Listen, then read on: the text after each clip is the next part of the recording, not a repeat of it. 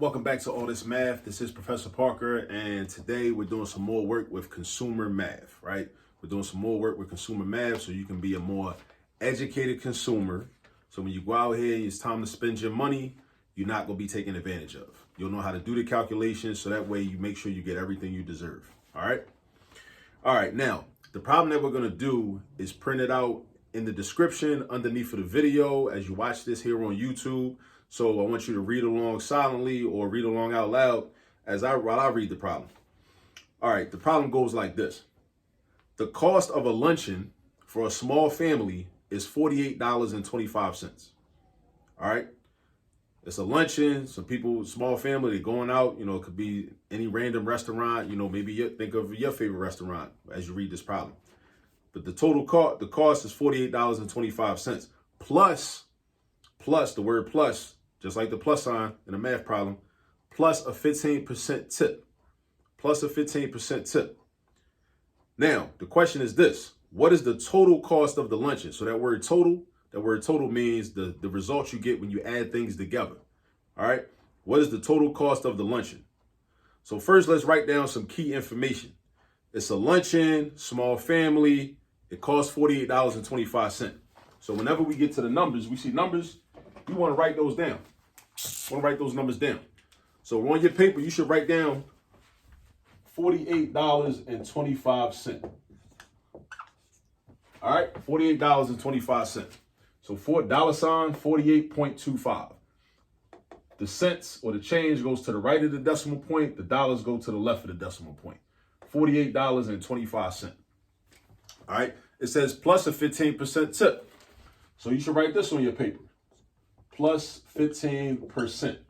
All right. Now, 15% don't mean $15. 15% don't mean 15 cents. 15% don't mean 15 quarters, 15 nickels, none of that, right? It depends on what this amount is.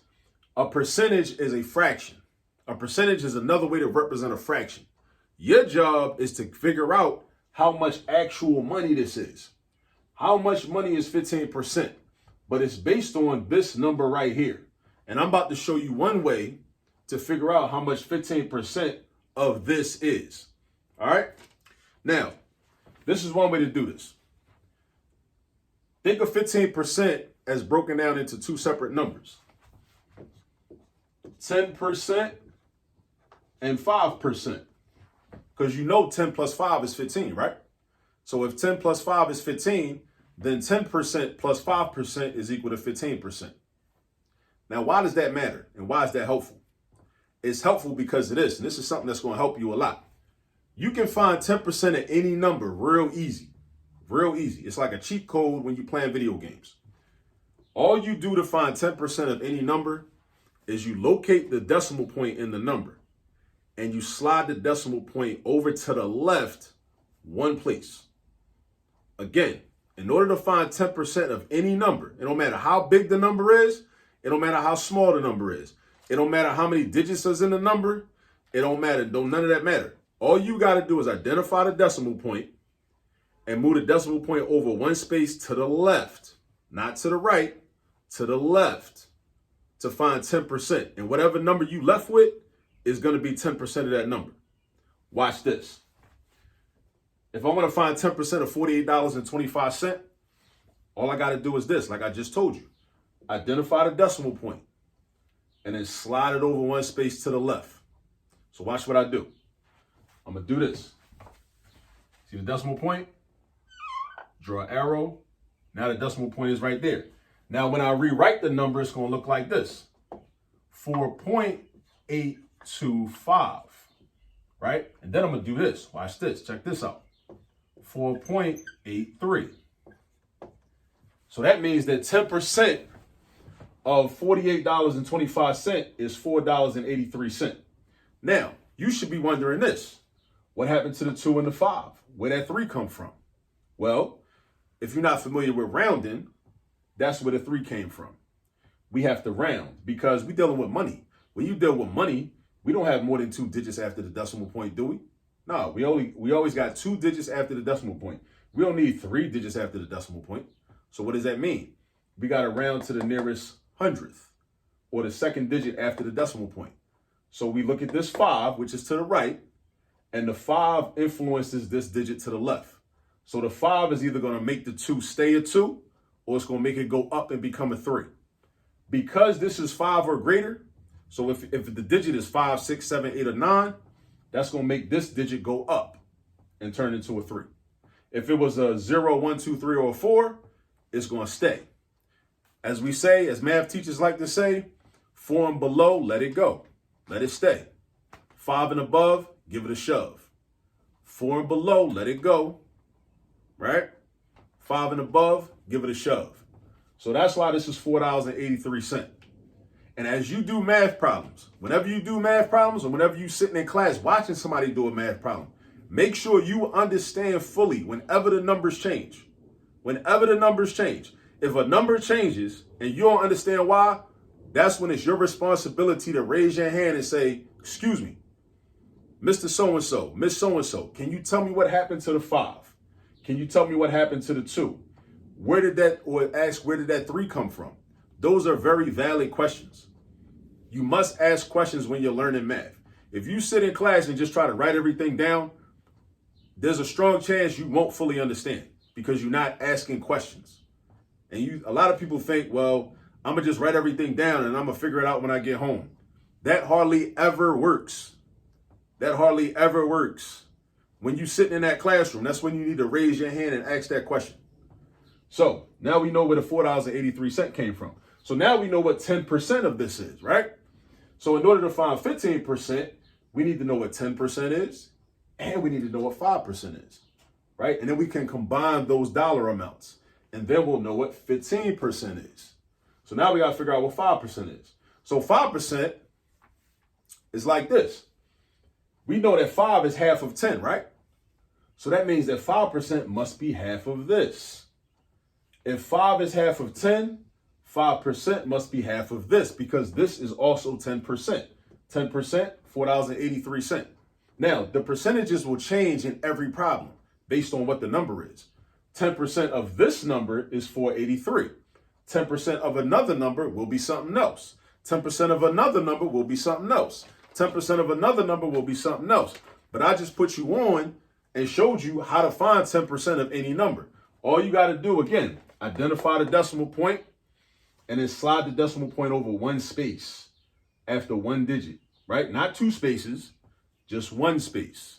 Just one space. Now, if you're trying to find 1%, then you slide it over two spaces to the left. But if you're just trying to find 10%, you slide it one space to the left. And that's how we got 4.825.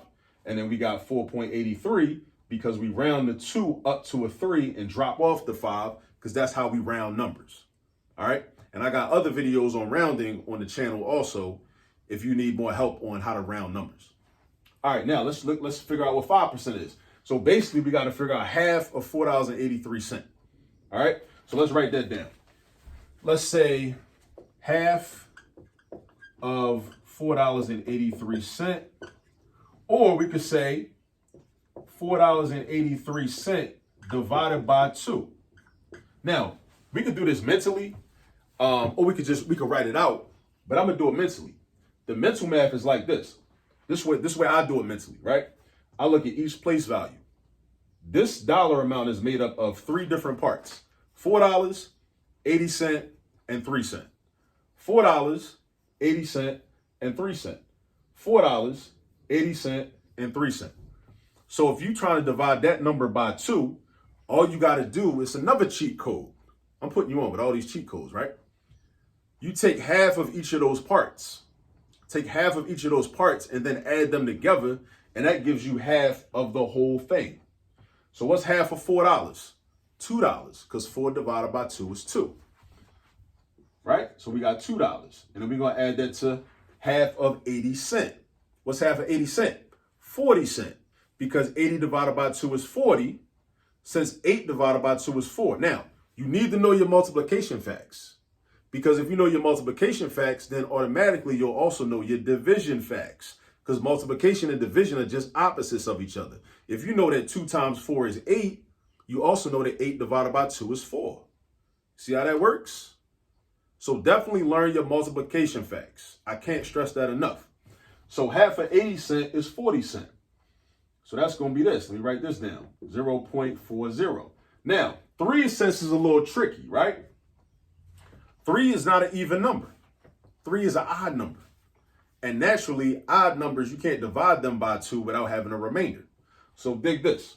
Half of 3 cents is really 1.5 cents. Because 3 divided by 2 is, 3 divided by 2, is 1.5. But in U.S. currency, there's no coin less than a penny. So you can't just be like, give me a half of a penny piece. That piece does not exist. So what we're going to do is we're going to round again. So if half of 3 cents is 1.5 cents, you see the 5 is there, right? So that means it's going to push the 1 up and turn it into a 2. It's going to push the 1 up and turn it into a 2. So we're going to, even though it's not exactly correct, we're going to estimate or approximate. We're going to make half of 3 cents equal to 2 cents. Even though it's not absolutely correct, but we're going to estimate. It's a good estimate that we're going to use. And in math, sometimes we use estimates. Sometimes we don't have exact values. Sometimes we use estimates, or we use values that are close to the exact answer. So we're going to treat this like it's 0.02, 2 cents. So the 3 parts of the halves of this number are $2, 40 cents, and 2 cents. $2, 40 cents, and 2 cents. $2, 40 cents, and 2 cents. Add them all together, and we get $2.42. That's 5% of this number that we started with. That's 10% of this number that we started with. So in order to get 15%, all we got to do is add these two numbers together. Add these two numbers together. Add these two numbers together. So we're going to do 4.83 plus 2.42. And that's going to give me the tip. That's not going to be the final answer. That's just the tip. That's just the 15% tip. Then we got to add it to the original cost of the luncheon, of the food and the drinks and the beverages and the juices and sodas and all that, right? So if I want to do this mentally, because that's what I'm trying to teach you. I'm trying to teach you how to be able to do mental math, right? Because when we out shopping, dealing in commerce, we don't want to have to take out our calculator unless we absolutely need to. We don't want to have to do that, right? We want to be able to do it mentally, use our mental calculator. So we add the dollars up. So 4 plus 2 is 6. That's $6. Now I'm adding this up in parts. Then I'm going to do 80 cents plus 40 cents. 80 cents plus 40 cents is $1.20. How do I know that? Because I know 8 plus 4 is 12. I know my addition facts. So this applies to money, right? 80 cents plus 40 cents is $1.20 because 8 plus 4 is 12. So that's going to be plus $1.20. Then we add the pennies up. 3 cents and 2 cents is 5 cents. So now I got $6 plus $1.20 plus 50 cents. 6 plus 1 is 7 plus 20 cents plus 5 cents. So that is going to be $7.25.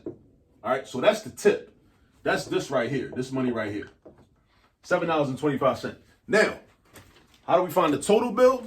Total, remember the word total, another math vocabulary term. Total means the results you get when you add everything up, right? So the total bill is the original cost of the food and everything plus the tip. You leave a tip for good service, all right? Help pay the waiters and the waitresses, bus boys, bus girls, whoever, right? Because they don't make a lot in terms of hourly wage, right? So we want to help them out.